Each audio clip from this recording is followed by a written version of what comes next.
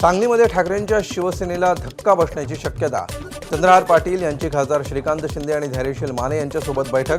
लवकरच शिंदेंच्या शिवसेनेमध्ये प्रवेश करतील अशी माहिती। जळगावमध्ये राष्ट्रवादी शरदचंद्र पवार पक्षाला धक्का बसण्याची शक्यता। माजी मंत्री सतीश अण्णा पाटील आणि गुलाबराव देवकर अजित पवार यांच्या राष्ट्रवादीमध्ये प्रवेश करण्याची शक्यता। राज्यातील महामार्गालगत 400 स्वच्छतागृह बांधण्याचं 2018चं धोरण असूनही सरकार निष्क्रिय। मुंबई उच्च न्यायालयाची MSRDC आणि सार्वजनिक बांधकाम विभागाला नोटीस। समृद्धी महामार्गावरील कल्याण आमणे भिवंडी क्षेत्राचा मुंबईतील वांद्रे कुर्ला संकुलाच्या धर्तीवर विकास करण्यात येणार। या परिसरामध्ये नवी औद्योगिक केंद्र उभारलं जाणार। इलेक्ट्रिकल वाहनांना चालना देण्यासाठी काही विशिष्ट वाहनांना टोल माफी। मंत्रिमंडळ बैठकीत मोठा निर्णय। राज्यात फ्लोटिंग सोलर योजना राबवली जाणार। सर्व धरणांवर फ्लोटिंग सोलर बसवले जाणार। त्यासाठीची निविदा प्रक्रिया लवकरच, सूत्रांची माहिती। राज्यामध्ये 8,905 मेगावॅट वीज निर्मिती होणार। त्यासाठी जलसंपदा विभागाचे 3 कंपन्यांसोबत एकूण 9 करार, त्यातून 9,200 इतकी रोजगार निर्मिती होणार। कळसुबाई ते भीमाशंकर दरम्यानच्या 100 देवरायांचं संवर्धन होणार।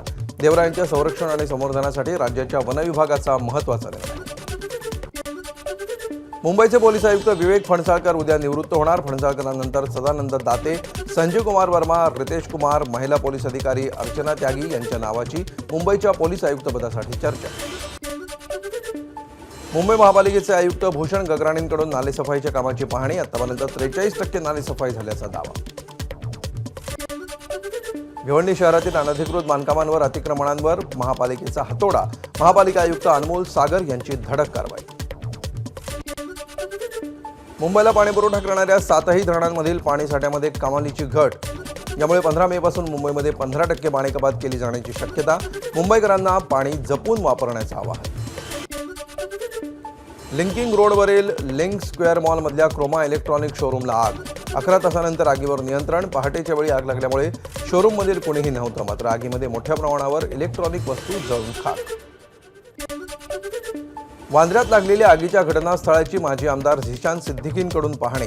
सुरुवातीला क्रोमोझोनच्या इमारतीला लागलेली आग पसरल्यामुळे मोठं नुकसान।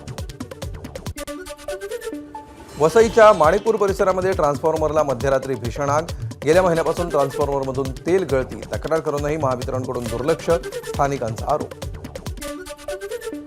आईनंच केली नवजात मुलीची नाक आणि तोंड दाबून हत्या। पालघरच्या डहाणू लोणीपाड्यातील धक्कादायक घटना। 4थी मुलगी झाली म्हणून आईचं निर्दयी कृत्य। पोलिसांकडून आरोपीला अटक। डॉक्टर शिरीष वळसंकर आत्महत्या प्रकरणातील आरोपी मनीषा माने यांचा जामिनासाठी अर्ज। सोलापूर जिल्हा आणि सत्र न्यायालयामध्ये केला जामिनासाठी अर्ज।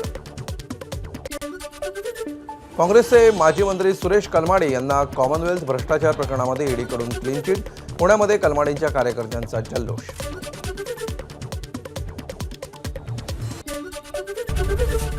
एबीपी माझा, उघडा डोळे बघा नीट।